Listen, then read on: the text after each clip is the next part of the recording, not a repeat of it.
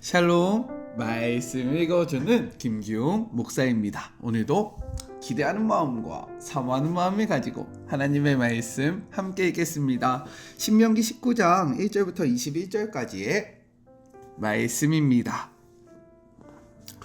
하나님, 여러분의 하나님께서 친히 여러분에게 주시는 땅에서 저 민족들을 내쫓으시고 여러분이 그들의 성읍과 집에 들어가 살게 되면 여러분은 하나님, 여러분의 하나님께서 여러분에게 차지하라고 주시는 땅에서 누구나 쉽게 접근할 수 있는 성읍 셋을 따로 떼어 놓아야 합니다.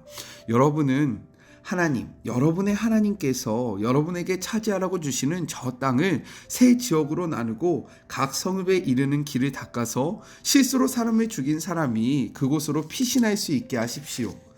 살인자가 그곳으로 피신하여 보호받을 수 있는 경우는 다음과 같습니다. 그는 원한을 품은 일이 없이 실수로 이웃을 죽인 사람이어야 합니다.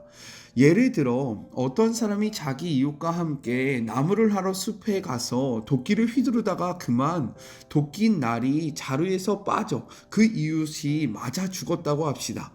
그 사람은 이 세 성읍 가운데 한 곳으로 피신하여 목숨을 건질 수 있습니다. 그 성읍이 너무 멀리 떨어져 있으면 복수심에 불타는 피해 보복자가 그 사람을 뒤쫓아가 잡아 죽이고 말 것입니다.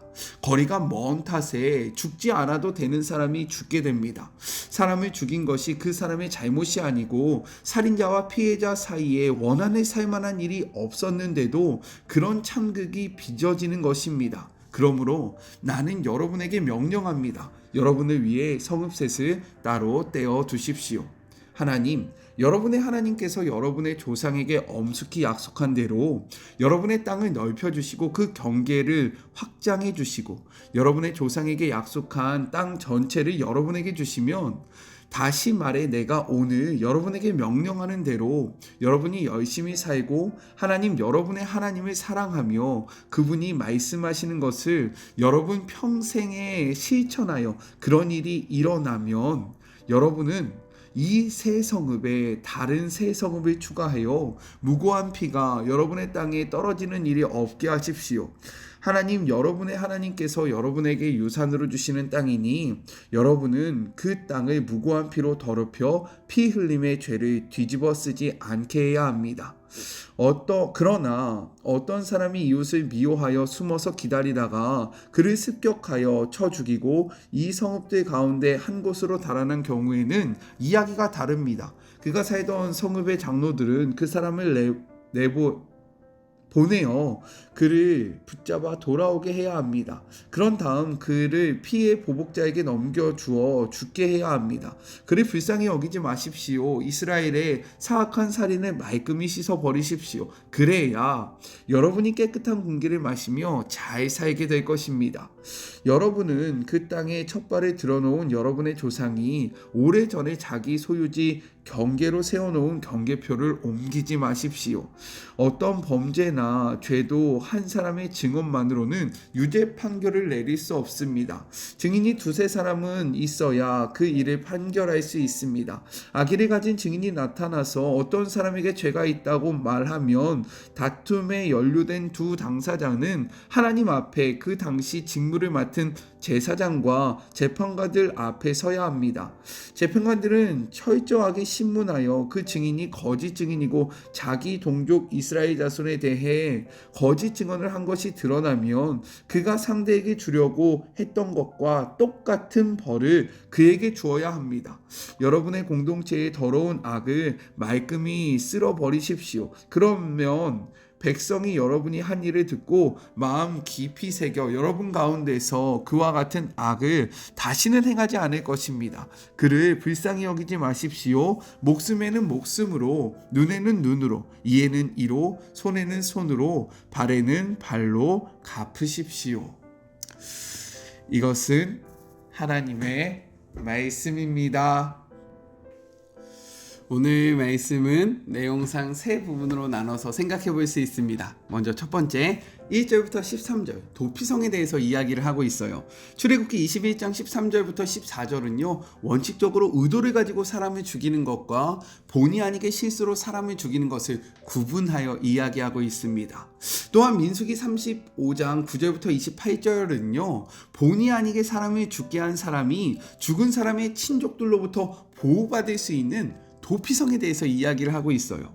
이러한 도피성은요 공동체에 속한 사람들이 본의 아니게 실수로 혹은 사고로 사람을 죽였을 때 그들에게 피난처를 제공해 주기 때문에 이는요 실수한 우리를 향한 하나님의 은혜이고 하나님의 또 다른 기회이며 하나님의 또 다른 사랑이다 라고 생각해 볼 수 있는 겁니다.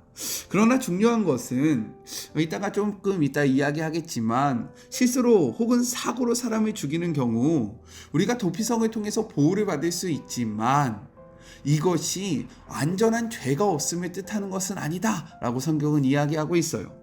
민수기 35장 13절부터 14절을 보면요 도피성에는 총 6개를 세워야 한다라고 이야기합니다.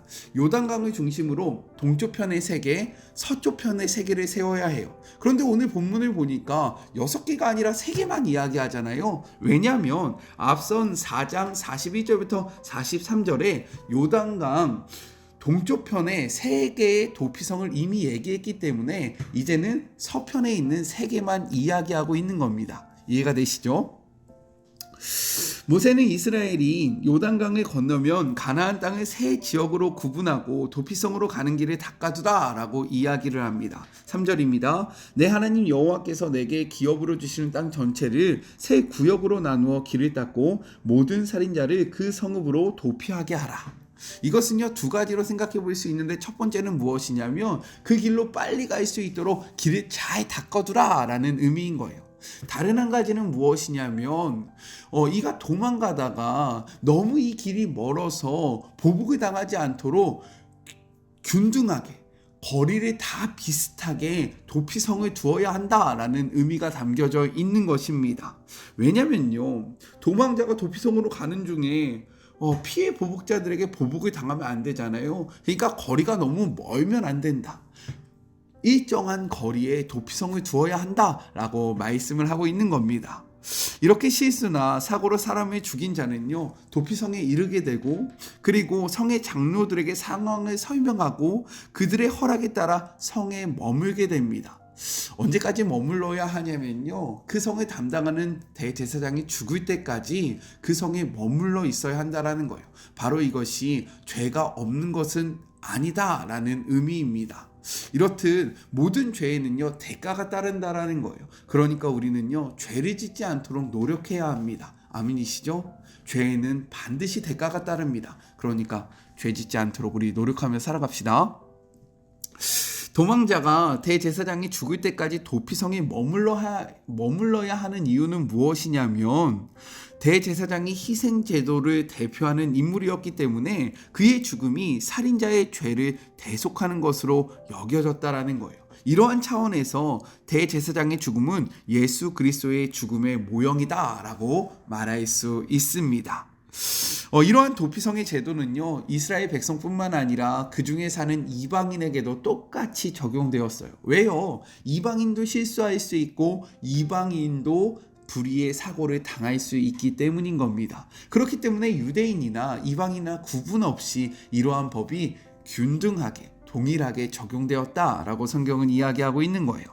원래는요 구약의 율법은 마지막 절 21절에도 나오지만 이에는 이로 그리고 손에는 손으로 발에는 발로 보복하는 것이 보편적입니다. 하지만 이 도피성의 그러한 제도는요 법을 일률적으로 적용하는 것이 아니라 왜 이 일이 일어났는지 그 원인을 살피는 즉 상황에 따라 법을 달리 적용하는 모습을 보여주고 있다는 거예요. 왜입니까? 법이 존재하는 이유는 무엇이에요? 사람을 보호하고 사람을 살리기 위해서 이 법이 있는 것인데, 법을 상황에 따라서 바르게 해석하지 않으면요, 오히려 이 법이 사람을 죽이는 데 사용된다라는 거예요. 그래서 예수님도 말씀하셨습니다. 마가복음 2장 27절의 말씀이에요. 또 이르시되 안식일이 사람을 위하여 있는 것이요 사람이 안식일을 위하여 있는 것이 아니다 라고 말씀하십니다. 하나님이 율법을 우리에게 주신 이유가 무엇입니까? 우리를 위해서 주셨는데 때로는 율법이 우리를 억누르고 억압하는 일이 발생한다라는 거예요. 그렇기 때문에 말씀을 바르게 분별하셔야 합니다. 율법은요, 우리를 위해서 있는 거예요. 우리가 율법을 위해서 존재하는 것이 아닙니다. 하나님이 율법이 주신 이유는요, 우리를 윤택하게 하고 우리로 하여금 하나님과 가까워지는 삶을 살아가게 하기 위해서 주셨다라는 거예요. 그렇기에 이 율법을 다른 사람을 정죄하는 데 쓰거나 혹은 상황을 분별하지 않고 무조건 정죄하고 이야기하는 데 사용하지 않는 우리 모두가 되기를 간절히 소망합니다. 아셨죠?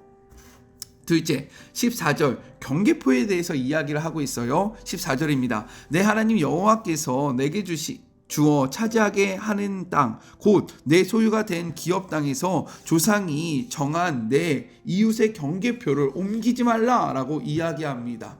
이스라엘에서 땅은요, 특별한 경우를 제외하고는 일상에서 거래될 수 없었습니다.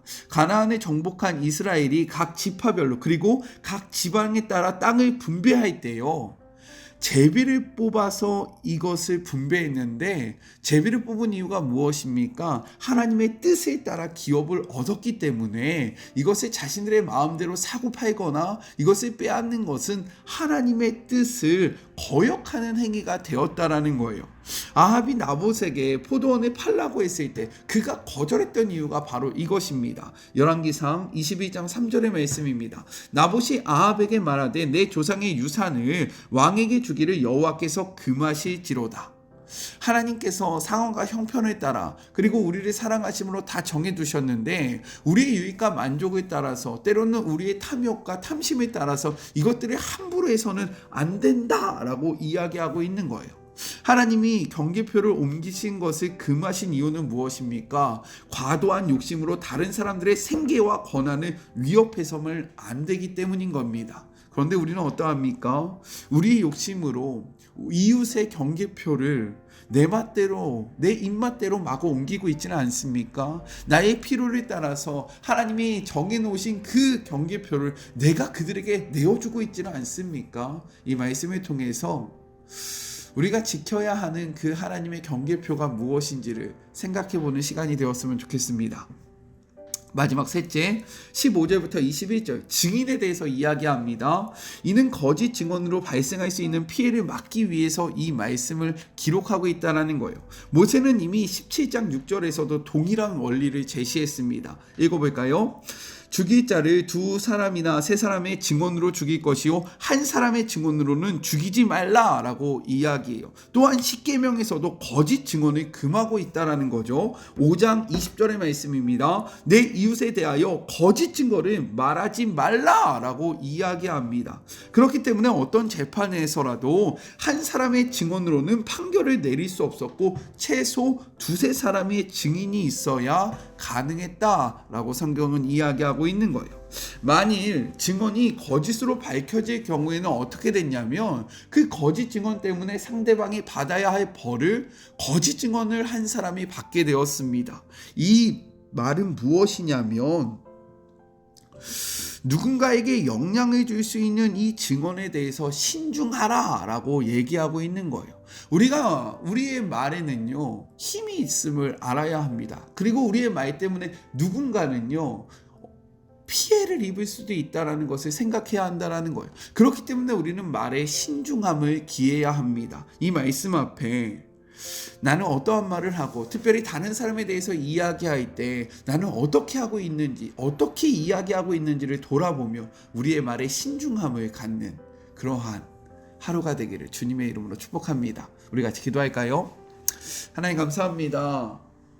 하나님이 우리에게 율법을 주신 이유는 무엇입니까? 우리 때문입니다. 우리를 살리기 위해서, 우리를 생명으로 인도하기 위해서 율법을 주셨습니다. 그런데 우리는 그냥 그 법을 법대로 집행함으로 때로는 사람을 억울하게 하고 또 사람을 억압하고 사람을 죽이고 있지는 않았습니까? 도피성은 율법이 주신 이유, 그리고 하나님이 진정으로 원하시는 삶이 무엇인지를 보여주고 있습니다.